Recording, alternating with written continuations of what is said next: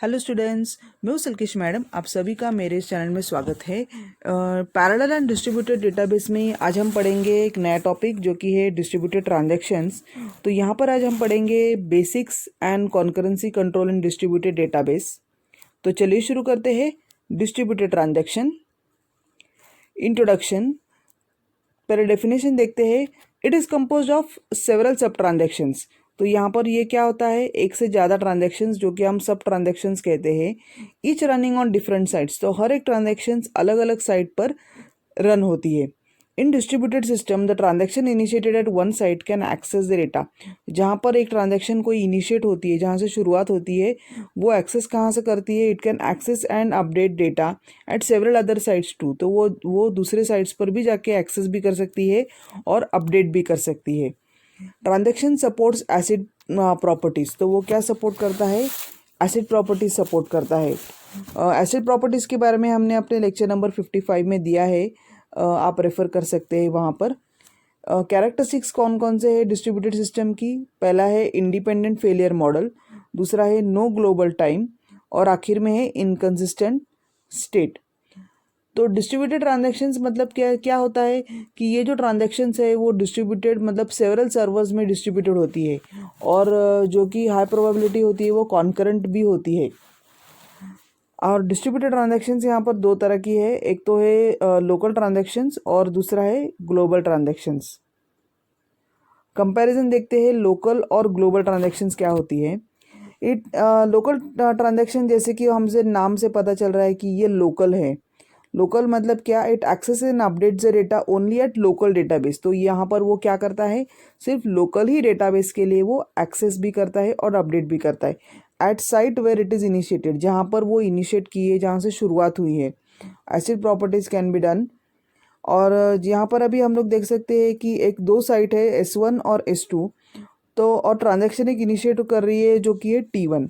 तो T1 क्या कर सकता है? T1 एक्सेस कर सकता है और अपडेट कर सकता है S1 साइट के लिए। तो ये S1 साइट के लिए एक्सेस और अपडेट कर सकता है, जिसे हम लोकल ट्रांजैक्शंस करते हैं। पर S2 के लिए वो नहीं कर सकता है। और ग्लोबल ट्रांजैक्शंस क्या कहता है? Access and updates the sites in several local database. तो एक से ज़्यादा डेटाबेस में वो एक्सेस और अपडेट कर सकता है। तो सेवरल साइट्स में भी पार्टिसिपेटिंग इन द एग्जीक्यूशन। तो अलग अलग साइट्स एग्जीक्यूशन में होते हैं फ्रॉम अदर साइट्स और other sites then initiating site से दूसरे साइट्स में भी, जो कि है T1 T2 T14। तो यहाँ पर हमारे पास अलग अलग साइट्स है S1 S2 S3 और S4। तो ये चार साइट्स है हमारे पास। तो यहाँ पर T1 क्या कर रहा है? T1 डेटा एक्सेस कर रहा है S1 के साथ, ये बाकी साइट्स में भी। और ये उनकी है सब ट्रांजेक्शन्स जो कि है T1 T12 T13 और T14। ये इसकी सब ट्रांजेक्शन्स हैं। अभी हम देखते हैं और टर्म्स जो कि कोऑर्डिनेटिंग साइट और पार्टिसिपेटिंग साइट। कोऑर्डिनेटिंग साइट कहती है it is a site where the transaction is initiated. तो जहाँ पर वो ट्रांजैक्शन इनिशिएट हुआ है वो साइट है, जो कि हमारे पास अभी वो S1 है, S1 से इनिशिएट हो गया है। और पार्टिसिपेटिंग साइट मतलब क्या? Where the sub transactions are executed, जहाँ पर सब ट्रांजेक्शन्स एग्जीक्यूट हो रहे, जो कि हमने देखा था सब ट्रांजेक्शन्स एग्जीक्यूट हो रहे S2 S3 और S4 में। अभी दो टर्म्स है, ट्रांजैक्शन मैनेजर और दूसरा एक ट्रांजैक्शन कोऑर्डिनेटर। तो ट्रांजैक्शन मैनेजर क्या होता है? ये मैनेजर है, तो ये मैनेज कर रहा है। Each site has its own transaction manager. हर एक साइट का एक अपना एक ट्रांजैक्शन मैनेजर होता है। It's execution of those transactions और सब transactions that axes the data stored in that site. वो क्या करता है? डेटा को एक्सेस करता है जहाँ पर वो साइट पर वो डेटा स्टोर है। अभी हम लोग देखते हैं कि transaction manager on S2 S3 and S4 site वो क्या करता है? मैनेज करता है ट्रांजैक्शन T1 सब ट्रांजैक्शन T1 T2 और T4 एंड एक्सेस इट। तो वो S2 और S3 को भी एक्सेस करता है, जो कि अभी हमने देखा था यहाँ पर। S2 और S3 और S4 को भी एक्सेस करता है, वो होता है ट्रांजैक्शन मैनेजर। और ट्रांजैक्शन कोऑर्डिनेटर क्या होता है? It is present at each site. हर एक साइट पर एक ट्रांजैक्शन कोऑर्डिनेटर होता ही है. It is at present at each site and is responsible for coordinating the execution of all transactions. हर सारे ट्रांजैक्शंस के लिए, जो कि लोकल और ग्लोबल दोनों भी है, वो सारे ट्रांजैक्शंस को एग्जीक्यूट करता है. जैसे कि एग्जांपल हम देखते हैं कि transaction manager on S2, S3 and S4 site coordinator will not take responsibility of sub transactions. तो वो यहाँ पर सब ट्रांजैक्शंस की रिस्पॉन्सिबिलिटी नहीं ले रहा है, as they are not initiating here. तो यहाँ पर ये शुरुआत नहीं कर रहा है, तो वो किसकी रिस्पॉन्सिबिलिटी लेगा? सिर्फ S1 की. S1 transaction coordinator will take the responsibility of T1. तो यहाँ पर वो क्या कर रहा है? सिर्फ T1 की ही रिस्पॉन्सिबिलिटी वो लेगा. तो ये बात होगी ट्रांजैक्शन कोऑर्डिनेटर की. ये हो गया सिस्टम आर्किटेक्चर. सिस्टम आर्किटेक्चर भी अभी हम लोग देख सकते हैं कि ट्रांजैक्शन कोऑर्डिनेटर कौन सा है. जो ग्रीन में है वो ट्रांजैक्शन कोऑर्डिनेटर है और ये पिंक में है वो ट्रांजैक्शन मैनेजर है. तो देख सकते हैं कि अदर साइट्स में हम लोग कैसे एक्सेस कर रहे हैं, ट्रांजैक्शन मैनेजर कैसे एक्सेस करेगा और कोऑर्डिनेटर कैसे एक्सेस करेगा. अब हम देखते हैं कॉन्करेंसी कंट्रोल. कॉन्करेंसी कंट्रोल करने के लिए हमारे पास अलग अलग तरीके हैं. There are different ways to control that. तो जिसमें एक है लॉकिंग. तो अब डेफिनेशन देखते हैं पहले. In distributed database lock manager has to deal with replicated data. तो यहाँ पर उसका मेन टास्क क्या होता है कि रेप्लिकेटेड डेटा जो होता है उसको मैनेज करना है. तो डिस्ट्रीब्यूटेड लॉकिंग में यहाँ के दो तरह की लॉकिंग है. एक तो है सिंगल लॉक मैनेजर और दूसरा है डिस्ट्रीब्यूटेड. तो पहले हम लोग देखते हैं सिंगल लॉक मैनेजर क्या कहता है. System maintains a single lock manager. तो सिस्टम क्या करता है? एक सिंगल लॉक मैनेजर करता है. सिंगल मतलब एक ही लॉक मैनेजर. तो ये एक single lock manager that resides in a single chosen site. तो एक कोई साइट होता है जहाँ पर एक लॉक मैनेजर होता है. And all the request to the lock and unlock to the data items are send to that site.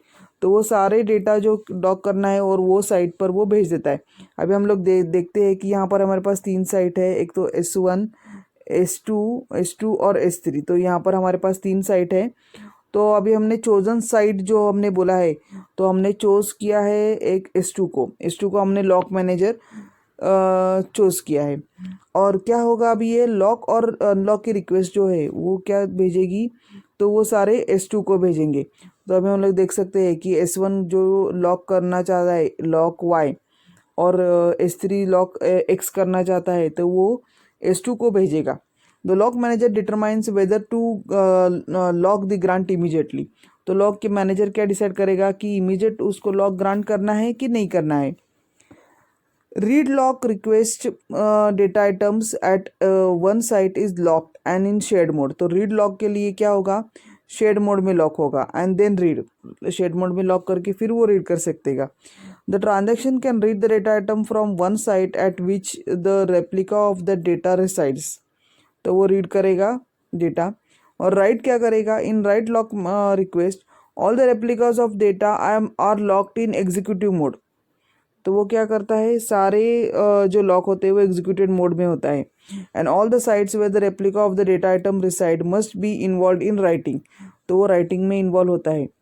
तो हम लोग देख सकते हैं अगर वो लॉक करता है तो उसको ग्रांट करना है नहीं करना है लॉक मैनेजर करता है. तो ये ग्रांट करता है या डिनाई करता है. इट इज आइदर ग्रांट और deny. Advantages and disadvantage of single lock manager. Advantages क्या है? Simple implementation. सिंपल है क्योंकि एक सिंगल ही लॉक है तो ये सिंपल इम्प्लीमेंट है. Overhead simple. डेडलॉक हैंडलिंग भी सिंपल है. If the site goes down then the entire system is disrupted. तो यहाँ पर पूरा साइट एंटायर सिस्टम डिस्टर्ब होता है अगर साइट जाता है तो. डिसएडवांटेज क्या है इसके? Bottleneck. Site becomes a bottleneck since all the request must be process there.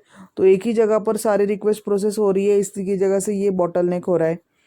Vulnerability. If the site SI fails the concurrency control is lost.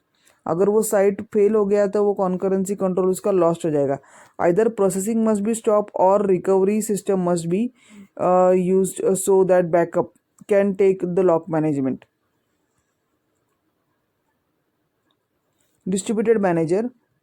Distributed उसके नाम से हम लोग देख सकते हैं कि यहाँ पर ये मैनेजर लॉक मैनेजर है वो डिस्ट्रीब्यूटेड है, मतलब एक से ज़्यादा lock manager. In this the each site maintains a lock manager which is responsible for handling the lock and unlock data. अभी हमने सिंगल लॉक मैनेजर में देखा कि एक ही लॉक मैनेजर था। अभी यहाँ पर हमारे पास 3 साइट है, एक तो है S1, S2 और S3। तो यहाँ पर सबका अपना अपना लॉक मैनेजर है। तो यहाँ पर भी लॉक मैनेजर है, यहाँ पर भी है और यहाँ पर भी है। तो वो क्या करेगा, लॉक और अनलॉक रिक्वेस्ट वो हैंडल करेगा that are stored in that site. When a transaction wish to lock the data item Q which is not replicated inside the S1, a message has been sent to the lock manager requesting the lock in a particular lock mode। तो यहाँ जो data है वो lock mode के लिए request भेज रहा है लॉक करने के लिए, विच इज़ नॉट रेप्लिकेटेड, जो रेप्लिकेट नहीं हुआ है। If the data item is locked in incompatible mode, अगर वो इनकॉम्पेटेबल मोड में लॉक हुआ then the request is delayed, तो वो रिक्वेस्ट उससे डिले हो जाता है until it is been granted, वो ग्रांट करने से पहले। तो यहाँ पर अपना अपना लॉक मैनेजर है तो लॉक ये करते हैं, और अगर उसको रिक्वेस्ट ग्रांट करना है तो वो ग्रांट और डिनाई सेम करते हैं। Once it has been determined then the lock manager can be granted, then the lock manager sends the message back to the initiator indicating it is grant the lock request. तो lock request grant किया है कि नहीं वो lock manager भेजता है। आखिर में आते हैं हम लोग एडवांटेज और disadvantage of distributed lock manager. तो यहाँ पर एडवांटेज सिंपल इम्प्लीमेंटेशन और लो ओवरहेड है, और disadvantage deadlock handling is more complex. तो डेडलॉक हैंडल करना थोड़ा कॉम्प्लेक्स हो जाता है as a lock and unlock request are no longer made at single site. तो यहाँ पर लॉक और अनलॉक हर एक जगह पर हो रहा है क्योंकि एक से ज़्यादा लॉक मैनेजर है, तो इस वजह से हर एक साइट पर लॉक और अनलॉकिंग हो रहा है, जिस वजह से डेडलॉक हैंडलिंग थोड़ा कॉम्प्लेक्स हो रहा है। तो ये बात हो गई हमारे डिस्ट्रीब्यूटेड ट्रांजैक्शंस की, जो कि हमने पढ़ा। अभी हम कंटिन्यू करेंगे इसी टॉपिक को नेक्स्ट लेक्चर में। So keep watching lecture number 79। Till then thank you, please subscribe.